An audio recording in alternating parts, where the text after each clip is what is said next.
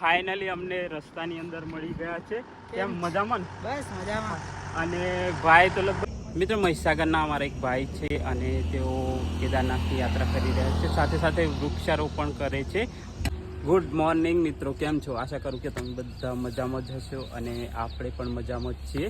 અને મિત્રો આ જે પેટ્રોલ પંપ છે ત્યાં આપણે રોકાયા હતા, રાત્રિ અહીં રોકાયા અને હવે આપણે ધીરે ધીરે આગળ વધીશું. અને આ જે ભાઈ લોકો છે તે આપણને સપોર્ટ કરે છે. શું નામ છે તમારું? અનિલભાઈ. અને તમારું? રવિભાઈ. હા, તો રાત્રે આપણે મોડું થઈ ગયું હતું, પરંતુ ભાઈ લોકોએ ખૂબ જ સારો સપોર્ટ કરે છે અને અમે ચા પણ પી લીધી સાથે અને હવે આગળ વધીશું. અને બીજું કે અહીંયા એક પેડ જોયું, આ જે ખજૂરનું છે કે શાનું છે? ખજૂરનું. બરાબર.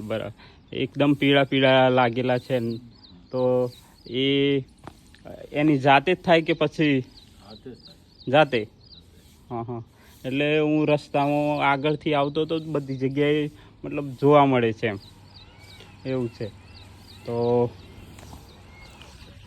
મિત્રો હવે આપણે આગળ જઈએ અને આપણી જે એક્ટિવા છે તે ફાઇનલી રેડી કરી દીધી છે.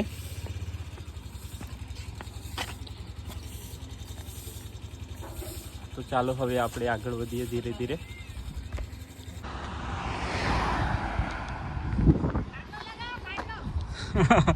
ખાટલો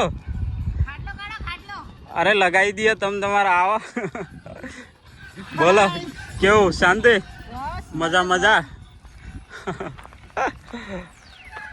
અમને ફાઇનલી એક ભાઈ મળી ગયા છે અને તેઓ બાકોર ઝેર ગામ લાગે ને ત્યાંના છે અને તેઓ પણ ચારધામ યાત્રા માટે જઈ રહ્યા છે અને બીજી વખત જાય છે. આપણો યાત્રા દરમિયાન મેન ઉદ્દેશ છે સેવ ટ્રી સેવ લાઈફ. અત્યારે બી વૃક્ષ અને છોડ છે જ, તો આપણે જે જગ્યાએ આપણને સારી જગ્યા મળે એ જગ્યાએ આપણે રોપીએ છીએ અને જે તે નર્સરી મળે ત્યાંથી આપણે વૃક્ષ લઈ જઈએ છીએ. અને મેન આપણે 370 વૃક્ષ રોપવાના છે, એમાંથી સમથિંગ 25 તો મેં રોપી દીધા છે. મતલબ તમારો ટાર્ગેટ છે 370 નો, જેનો સમથિંગ ખર્ચો છે 18,500. એક છોડ કે વૃક્ષ સમથિંગ 50-70 ની આસપાસ પડે છે, જેવું લઈએ એવું, પણ સમથિંગ આપણો ટાર્ગેટ છે 370 નો. તો મિત્રો આ જે દાખલા તરીકે અત્યારે વાત કરીએ કે રાજસ્થાન છે, રાજસ્થાનની અંદર વૃક્ષોનું પ્રમાણ ઓછું છે અને ખરેખર અહીંયા આપણે ગુજરાત કરતાં ગરમી વધારે લાગે છે. તો આ એ જે તમારો ટાર્ગેટ છે ખરેખર મોસ્ટ વેલકમ છે, સરસ છે. તો આપણે કન્ટિન્યુ યાત્રા ચાલુ રાખીશું અને ભાઈ જોડે હવે થોડી ઘણી વાતો પણ કરીએ.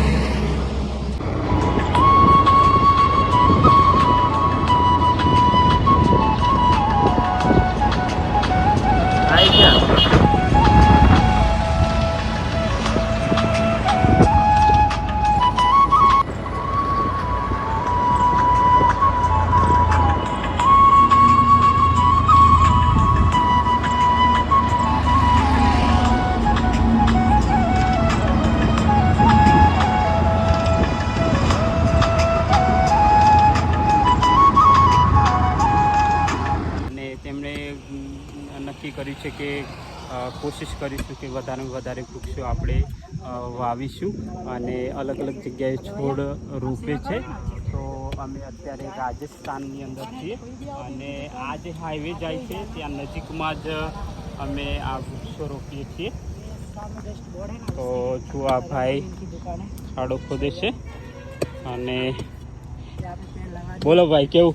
મસ્ત સરસ કામ કરો છો અને આવું કામ કરતા રહેજો યાર.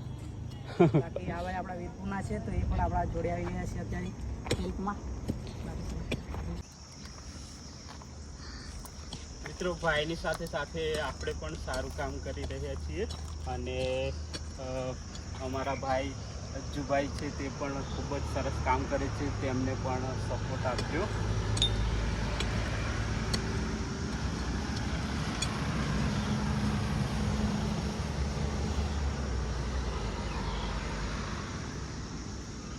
મિત્રો અત્યારે અમે અહીં ઊભા છીએ અને અમારા ભાઈ છે અજ્જુભાઈ, તેમને વૃક્ષો મતલબ છોડવાઓ રોપ્યા છે. અને શું નામ છે ભાઈ તમારું? લલિતભાઈ. અહીંયા તમારો જે આ વિસ્તાર છે તેની અંદર મતલબ કઈ ભાષા યુઝ થાય? હિન્દી તો વાગડી ભાષા. મતલબ આમ જોતા તો હિન્દી ગુજરાતી હિન્દી ચાલે, પરંતુ વાગડી ભાષા પ્યોર વાગડી. હા બરાબર. સારું. તો સારું, ચલો મિત્રો, હવે આપણે ધીરે ધીરે આગળ વધીશું. અને આ જે હાઈવે છે તેના પર અમદાવાદથી દિલ્હી સુધી જાય છે. તો આ આપણે ધીરે ધીરે આગળ વધી રહ્યા છીએ અને હવે અરવલ્લીની પર્વતમાળાઓ જ આવશે છેક દિલ્હી સુધી.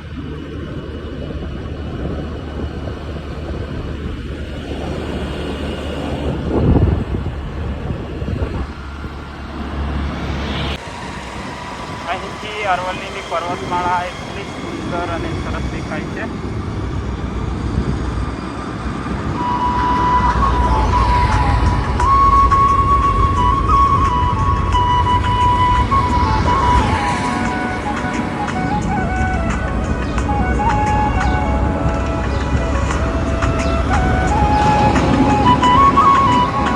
આપણે ચણાનું શાક છે અને રોટલી ઓર્ડર કરેલો છે અને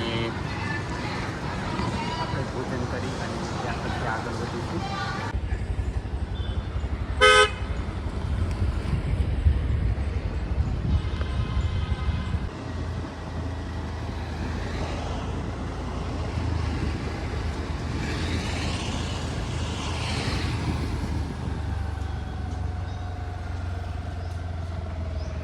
જ્યારે તમે અમદાવાદથી રાજસ્થાન તરફનો જે હાઈવે છે તે તરફ જતા હોય ત્યારે ખેરવાડા નજીક કેસરિયાજીનું મંદિર આવેલું છે અને આ જૈન મંદિર છે, પરંતુ ખૂબ જ સરસ અને જોવાલાયક મંદિર છે. તો અમે અત્યારે અહીં આવ્યા છીએ અને સૌથી પહેલાં તમને બતાવું તો આ છે ધર્મશાળા. અને જ્યારે તમે અહીં આવો તો તમારે જો રોકાવું હોય તો પણ રોકાઈ શકો છો. અને હવે આપણે જઈશું મંદિરના દર્શન કરવા માટે. તો ચાલો ધીરે ધીરે આગળ વધીએ.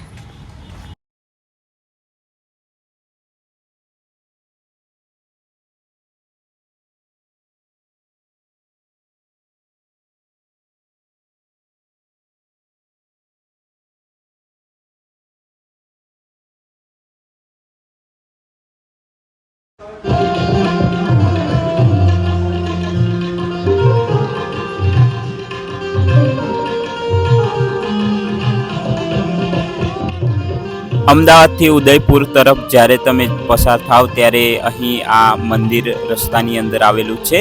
અને મિત્રો, આ મંદિર જૈન ધર્મની સાથે સાથે હિન્દુ ધર્મના લોકો પણ અહીં દર્શન કરવા માટે આવે છે. અને મંદિર છે તે ખૂબ જ વિશાળ છે અને ઋષભદેવની મૂર્તિ અહીં મળી આવેલી છે અને તે કાળા કલરની છે અને ખૂબ જ ચમત્કારિક છે. જો અંદરનું જે વિડીયોગ્રાફી અલાઉ નથી એટલે આપણે વિડીયો લીધો નથી, પરંતુ તમે જુઓ મંદિર ખૂબ જ મોટું છે.